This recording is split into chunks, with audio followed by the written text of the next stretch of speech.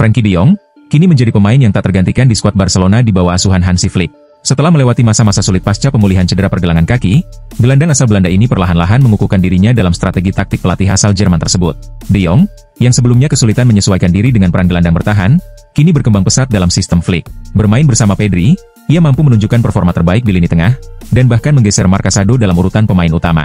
Melihat hal ini, Barcelona memutuskan untuk segera memperpanjang kontrak De Jong, yang saat ini akan berakhir pada Juni 2026.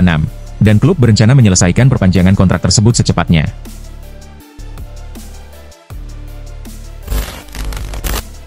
Selama 5 tahun terakhir yang penuh tantangan bagi Manchester United, Bruno Fernandes telah menjadi sosok yang konsisten dan memberikan harapan di tengah kegelapan. Tanpa kehadirannya, kondisi United mungkin akan jauh lebih buruk. Pemain asal Portugal ini telah menunjukkan loyalitas tanpa syarat, serta keberanian besar dalam menghadapi berbagai rintangan. Ia menjadi satu-satunya pemain United yang pantas disebut legenda, sejak era Sir Alex Ferguson berakhir. Dengan 91 gol dan 79 assist dari 275 pertandingan, Fernandes membuktikan bahwa biaya transfer sebesar 47 juta pound yang dibayar United kepada Sporting pada Januari 2020 adalah keputusan yang sangat menguntungkan. Pencapaian ini sangat luar biasa, mengingat performa United yang jauh tertinggal dari Liverpool dan Manchester City.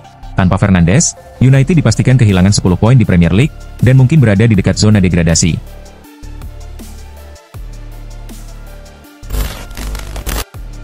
Liverpool saat ini memimpin dengan 15 poin di puncak klasemen Premier League, dan semakin mendekati gelar juara. Carragher menilai, Liverpool pantas mendapatkan lebih banyak penghargaan atas pencapaiannya. Ada pandangan yang belakangan ini mengatakan, bahwa tim Liverpool tidak sehebat itu, atau mungkin kualitas liga tidak setinggi dulu. Tapi itu tidak benar, ujarnya. Carragher mengakui, bahwa Manchester City mengalami penurunan performa, namun hal itu tidak mengurangi pencapaian Liverpool. Tidak bisa dipungkiri, City memang menurun, dan tim Liverpool sekarang mungkin tidak sehebat tim yang menjuarai liga di era Klopp. Tapi Slot telah membawa tim ini ke level yang lebih tinggi, kata Carragher. Ia juga menyoroti statistik yang menunjukkan dominasi Liverpool. Mereka jauh lebih unggul dalam hal poin, gol, dan berbagai aspek lainnya. Saya tidak tahu apa lagi yang bisa mereka lakukan untuk membuktikan diri, tambahnya.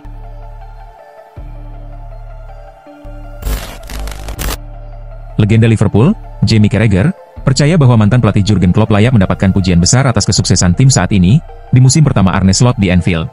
Saya rasa, Klopp pantas mendapat banyak pujian, karena merestrukturisasi tim dan lini tengah, ujar Carragher. Tim ini sudah sangat dekat dengan pencapaian musim lalu, dan alasan mereka tidak melaju lebih jauh adalah karena banyaknya cedera, tambahnya. Meskipun demikian, Carragher tetap menghargai peran Arne Slot. Klopp layak mendapatkan pujian besar, tapi saya juga tidak akan mengurangi penghargaan untuk pelatih yang memenangkan liga, kata Carragher. Slot dianggap berhasil mempertahankan performa tim, meski banyak yang meragukannya di awal musim. Slot datang, dan banyak orang mengira performa Liverpool akan menurun. Namun, dia membuktikan sebaliknya, tambah Carragher.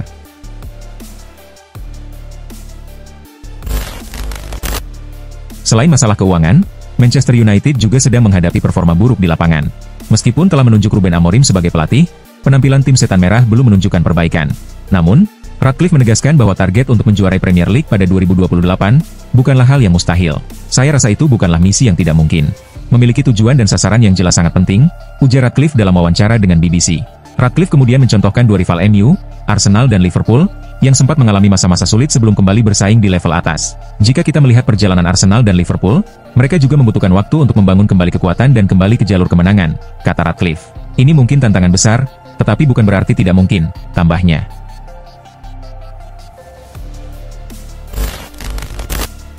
Adam Wharton telah menarik perhatian, dengan adaptasi luar biasa di Liga Premier, setelah pindah dari Blackburn Rovers pada Januari 2024. Performa impresifnya langsung membuatnya masuk dalam pertimbangan Gareth Southgate untuk skuad timnas Inggris di Euro 2024. Wharton sendiri menjadi starter dalam 8 dari 9 pertandingan liga pertamanya musim ini, sebelum cedera pangkal paha memaksanya absen hampir 3 bulan.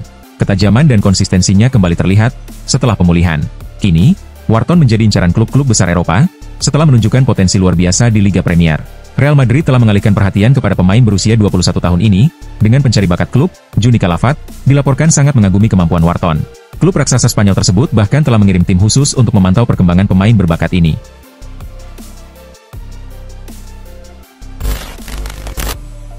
Mohamed Salah akan berstatus sebagai pemain bebas transfer mulai 30 Juni 2025. Ia kini sering dikaitkan dengan kemungkinan pindah ke klub Arab Saudi, Al Hilal.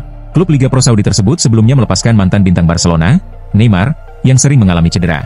Al Hilal dikabarkan siap menawarkan gaji sebesar 50 juta euro per musim untuk merekrut Salah sebagai pengganti Neymar yang kini kembali ke Santos. Pembicaraan antara Al Hilal dan perwakilan Salah disebut telah mencapai tahap yang lebih lanjut. Namun, laporan dari Sport mengungkapkan bahwa agen Salah juga telah menawarkan pemain asal Mesir itu ke Barcelona. Terdapat kontak awal antara Barcelona dan perwakilan Mohamed Salah pada akhir 2024, menjelang dibukanya bursa transfer Januari. Meskipun belum ada tawaran konkret atau negosiasi serius yang terjadi, tulis Sport.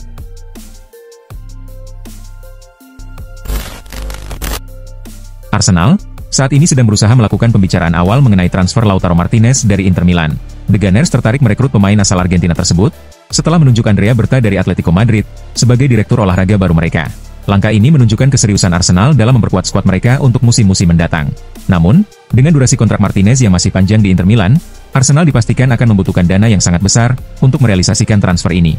Meskipun demikian, banyak pihak yang berpendapat bahwa investasi tersebut layak dilakukan, mengingat reputasi Martinez yang sudah teruji di level tertinggi, baik di Serie A maupun di panggung internasional. Kualitasnya sebagai penyerang tajam dan konsistennya dalam mencetak gol, menjadikan dia sebagai salah satu striker terbaik di Eropa saat ini.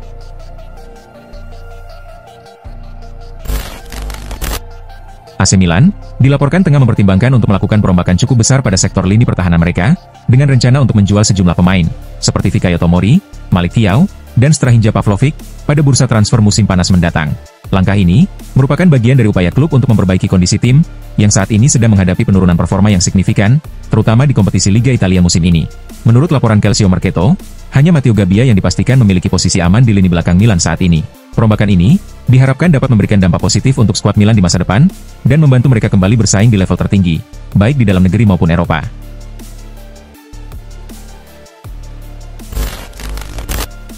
Masa depan Thiago Motta di Juventus mulai dipertanyakan, setelah kekalahan besar dari Atalanta.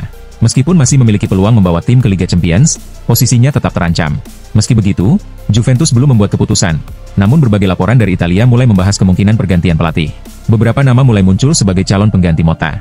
Menurut La Gazzetta dello Sport, ada 3 pelatih yang berpotensi menggantikannya. Salah satunya adalah Gian Piero Gasperini, yang baru saja mengalahkan Juventus.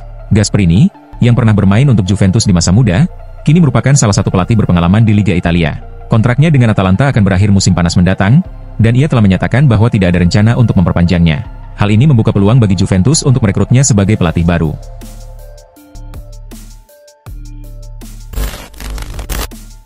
Juventus meminjam Colomwani dari PSG hingga akhir musim ini. Namun, dalam kontrak pinjaman tersebut, tidak ada opsi untuk membeli sang pemain. Sesampainya di Italia, Colomwani berhasil kembali menunjukkan performa terbaiknya di bawah arahan Thiago Motta. Ia langsung mencetak 5 gol dalam 3 pertandingan pertama bersama Juventus. Meskipun sepanjang Februari lalu tidak berhasil mencetak gol, pemain asal Prancis itu tetap memberikan kontribusi dengan beberapa assist. Perannya yang krusial di lini serang tim, jelas mendapat perhatian dari manajemen klub. Berdasarkan laporan dari Calcio Mercato, Christian Giuntoli, direktur olahraga Juventus, telah mulai melakukan upaya untuk memperpanjang masa pinjaman Colomwani di Allianz Stadium. Juventus dikabarkan akan mengajukan perpanjangan kontrak pinjaman, dengan biaya tambahan sebesar 10 juta euro.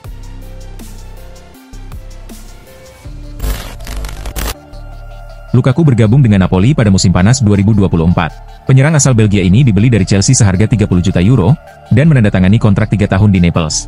Setelah meninggalkan Chelsea, Lukaku menunjukkan performa yang berbeda, menjadi andalan Napoli dalam mencetak gol. Ia telah mencetak 19 gol dari 28 pertandingan bersama Napoli, yang membuat Partenope bersaing ketat dengan Inter Milan untuk memperebutkan posisi puncak klasemen. Lukaku pun memberikan penjelasan mengenai penampilannya yang impresif di Napoli. Penyerang berusia 31 tahun itu mengungkapkan bahwa ia menjaga kebugarannya dengan menjalani diet ketat, setelah sebelumnya sempat dikritik media karena berat badan berlebih. "Saya tidak pernah makan di pagi hari. Saya mengikuti diet ketat," kata Lukaku.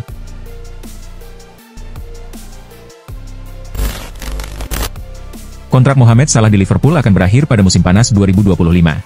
Hingga kini, belum ada indikasi perpanjangan kontrak, meskipun Salah diperkirakan masih ingin bertahan. Meskipun sudah berusia 32 tahun, Mohamed Salah tetap menunjukkan ketajaman di lapangan. Pemain asal Mesir ini diperkirakan masih akan menarik perhatian klub-klub besar lainnya. Menurut laporan dari Tribuna, PSG sempat tertarik untuk merekrut Salah, dan siap memberikan gaji tinggi. Namun, kabar terbaru menyebutkan bahwa PSG kini telah kehilangan minat terhadap Salah.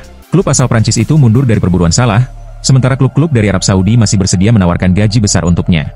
PSG kini lebih fokus untuk merekrut pemain-pemain muda yang memiliki potensi besar.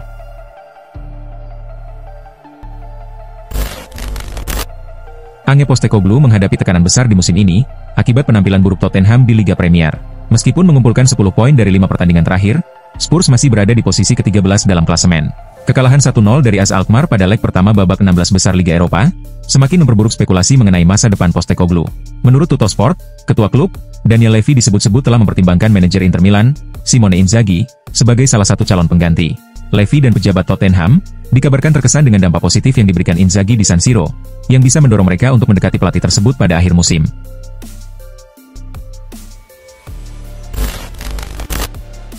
Menjelang laga kontra Atletico Madrid di Liga Champions, Real Madrid diterpa isu yang tidak mengenakan. Berdasarkan laporan dari Cadena, isu tersebut berkaitan dengan hubungan antara dua pemain bintang mereka, Vinicius Junior dan Kylian Mbappe.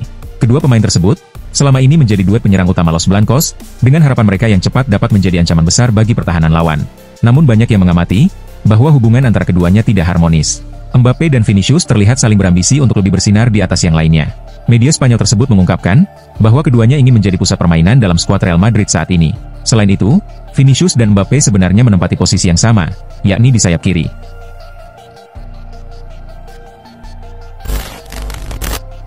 Menurut laporan dari Vichajes, Darwin Núñez dikabarkan terbuka untuk kemungkinan bergabung dengan Atletico Madrid pada musim depan. Penyerang berusia 25 tahun ini bergabung dengan Liverpool pada 2022, melalui transfer besar dengan harapan tinggi. Namun, performanya sejauh ini belum sepenuhnya memenuhi ekspektasi. Meskipun terkadang menampilkan potensi, ketidakkonsistennya dalam mencetak gol masih menjadi perhatian. Selain itu, Núñez dilaporkan merasa kurang nyaman dengan kehidupan di Inggris, yang semakin memperkuat spekulasi mengenai kemungkinan kepergiannya.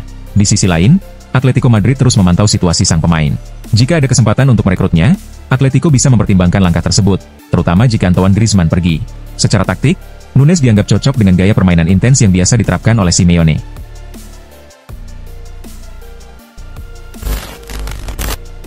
Milos Kerkez telah menjadi salah satu pemain kunci Bournemouth musim ini, membantu tim bersaing di papan atas dan mendekati zona Liga Champions. Pemain asal Hungaria ini tampil luar biasa dalam pertandingan melawan Tottenham, bahkan memberikan assist cemerlang dalam hasil imbang 2-2. Penampilannya yang mengesankan membuat ekspektasi terhadapnya semakin tinggi. Tak heran jika klub-klub besar seperti Liverpool dan Manchester United tertarik untuk merekrutnya. Gary Lineker menilai bahwa pindah ke Liverpool adalah langkah yang logis bagi Kerkez, karena ia percaya bek tersebut memiliki kualitas untuk bermain di level tertinggi. Kerkez benar-benar bagus. Saya mendengar rumor tentang Liverpool, dan itu masuk akal, ujar Lineker. Ia juga menambahkan bahwa Liverpool harus bergerak cepat sebelum keduluan MU.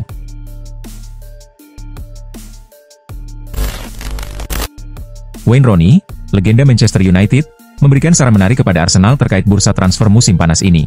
Rooney menyarankan agar Arsenal mempertimbangkan Jean-Philippe Mateta sebagai solusi untuk mengatasi masalah yang sedang mereka hadapi. Menurutnya, Mateta memiliki profil yang sesuai dengan gaya bermain Arsenal di bawah asuhan Mikel Arteta. Rooney menjelaskan bahwa Arsenal sering memasukkan banyak umpan silang ke kotak penalti, namun kurang memiliki pemain yang bisa memanfaatkannya dengan maksimal. Dia percaya Mateta bisa menjadi jawaban untuk masalah tersebut. Jean-Philippe Mateta sendiri tampil impresif musim ini, dengan mencetak 12 gol di Premier League, dan menjadi salah satu pemain kunci bagi Crystal Palace.